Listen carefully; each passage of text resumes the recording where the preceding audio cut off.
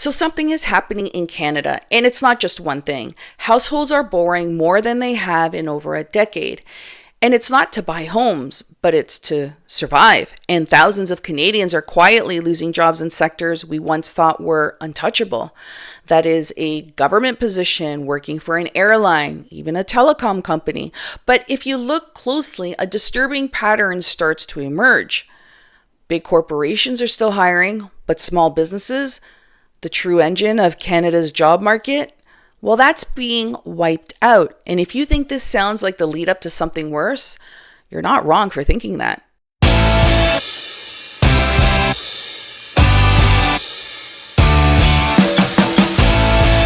Hi there, I'm Claudia Ragona, one of the Ragona sisters, and on this channel, we dig beneath the headlines to uncover the real truth of what's happening in Canada. So there's been a lot of crazy reports that have surfaced lately, and that is from surging HELOC usage to public sector job cuts to the collapse of small businesses. And none of these stories are isolated, but when you step back and you look at the whole picture, it tells a much more serious story. And although a recession hasn't been formally announced, most of us already feel like we're in one, because the foundations of that recession have been forming for quite some time. So in this video, I want to walk through the data, the layoffs, and the borrowing trends, and most importantly, what that means for you.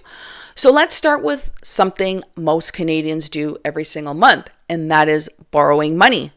But the way we're borrowing is changing fast.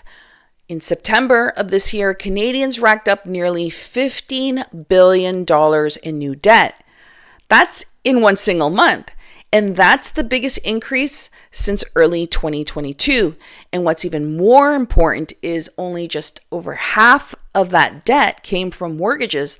The rest of it came from consumer credit, which includes credit cards, personal lines of credit, and most notably, the home equity line of credit, otherwise known as a HELOC. And if you're not familiar, a HELOC lets you borrow against your home's equity, kind of like a second mortgage with a revolving balance. The problem with that is most HELOCs are variable rates, so as interest rates rise, so does your minimum payment. According to the latest Bank of Canada data, HELOC usage is spiking. Canadians are tapping into their home equity at the fastest rate since 2012, a time when rates were low and homes were appreciating rapidly. And that's not what's happening now. Today, we're facing a perfect storm with high interest rates, stagnant wage growth, inflated living costs, a weak Canadian dollar that reduces our global purchasing power, and flat or even declining home prices in many markets. So, in other words, people aren't using their HELOCs to upgrade their kitchens. They're using them to pay their bills. And this is what economists call distressed borrowing, using long-term credit to cover short-term needs. It works until it doesn't work anymore. And if your job becomes unstable or your income drops even slightly, that convenient HELOC suddenly becomes a heavy anchor, especially when combined with other credit lines. So now we know Canadians are borrowing more, and not in a healthy way. But here's where it gets more concerning. At the exact same time, income stability is weakening. And we're not talking about layoffs in tech or startups. We're talking about sectors that used to be considered safe. Look at Bell Media, one of the largest telecom and media companies in Canada. Bell slashed nearly 700 positions across management and newsroom operations. This isn't a startup trimming the fat. It's a telecom giant restructuring because ad revenue is drying up and traditional media is in free fall. So for years, Bell jobs were seen as stable, especially at the management level. These layoffs are a signal that even top-tier white-collar roles are now vulnerable. What about the federal government? They're planning to eliminate 40,000 jobs, and that's massive. Over the next few years, Ottawa is planning to reduce the federal public service workforce by 10%. And let's be real, there was a time that a government job was considered the gold standard because you had pensions, job security, and long-term growth. And now, even those roles are on the chopping block. So this isn't a small department cut. This is a systematic reduction that will impact not just workers, but the quality and speed of services Canadians rely on every single day. So now your waiting times on the phone with the CRA will probably go from like 1 hour to 1 week.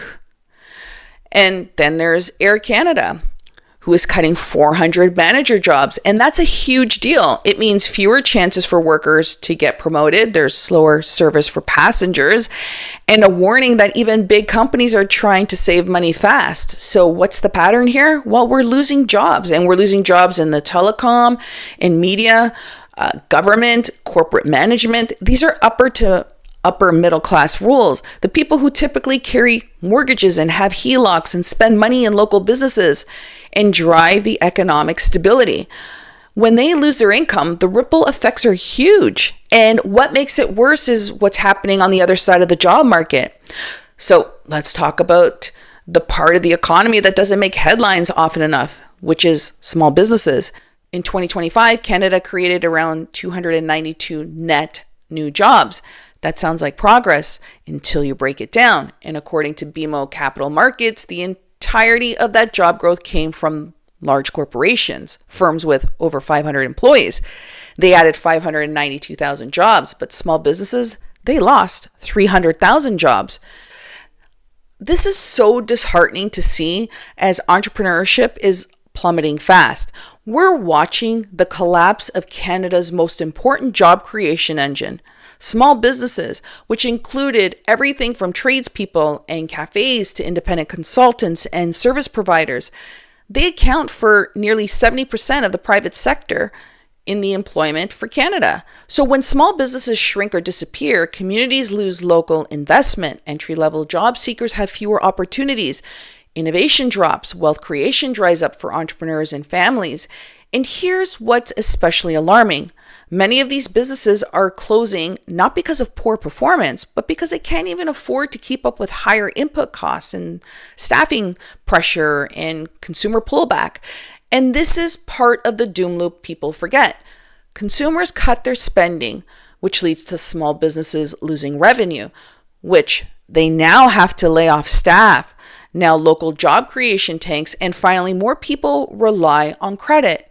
You may see big corporations expanding their headcounts, but those jobs are often concentrated in urban cities, tech clusters, or corporate offices downtown. We're not replacing the jobs lost in rural areas or in the suburbs. So while the job number may look okay on the surface, underneath, the economic infrastructure of Canada is going down the friggin' toilet. And that leaves us dangerously dependent on these big firms, the very same ones that also are quietly cutting back. So now that we've looked at rising debt and unstable jobs and the destruction of small businesses, it's time to connect the dots.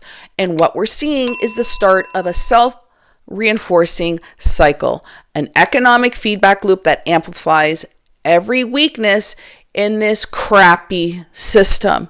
So this is how it works. Number one, households take on more debt. With inflation still elevated and wage growth lagging, families are now relying on credit, especially HELOCs and credit cards, to maintain their standard way of living. Second, layoffs reduce income stability. So jobs are going to disappear, particularly among middle class earners, and families will cut back on spending. Third, consumer spending drops. With less discretionary income, people stop dining out, cancel their subscriptions, postpone home repairs, vacations, all the lifeblood of a small and mid-sized business. Fourth, small businesses suffer and cut staff. These businesses operate on thin margins.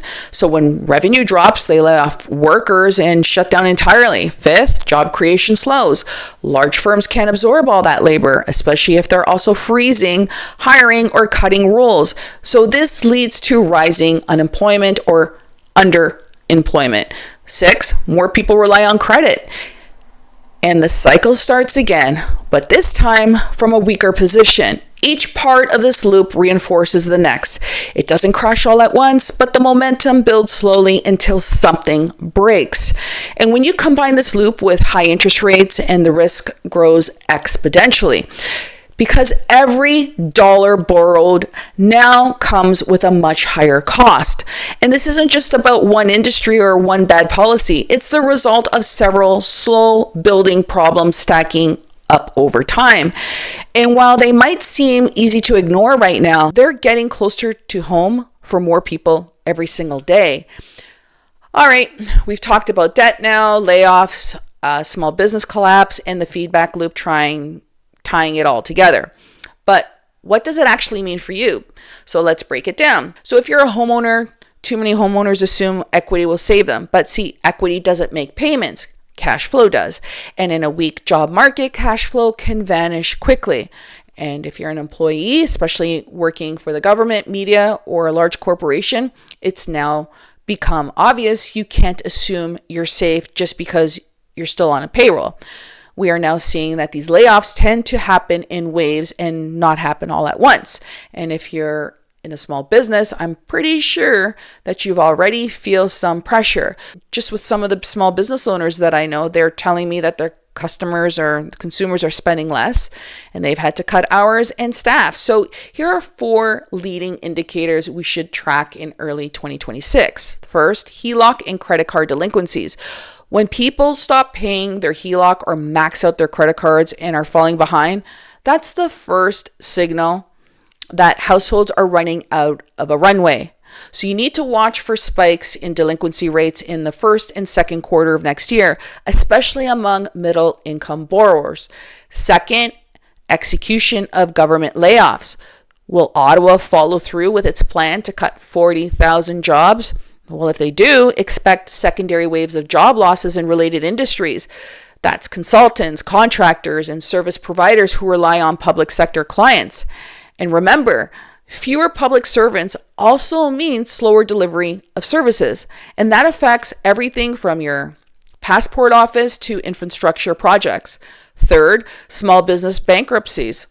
This is a slow-moving trend that suddenly turns fast. When interest rates are high and consumer demand softens, small businesses can't hold on for long. Watch retail, watch construction and food service and family-run operations. You're going to start seeing them close up. Fourth, hiring freezes at large firms. If the major corporations that fueled 2025's job growth starts pulling back, either from hiring freezes or layoffs, that's when unemployment rises fast. So you need to keep an eye on telecom, airlines, even real estate firms, and large tech adjacent employers. So let me leave you with this. We're not in a recession yet. I feel that we are, but they haven't officially announced it. But we are in a transition, and transitions are when people either get wiped out or build resilience.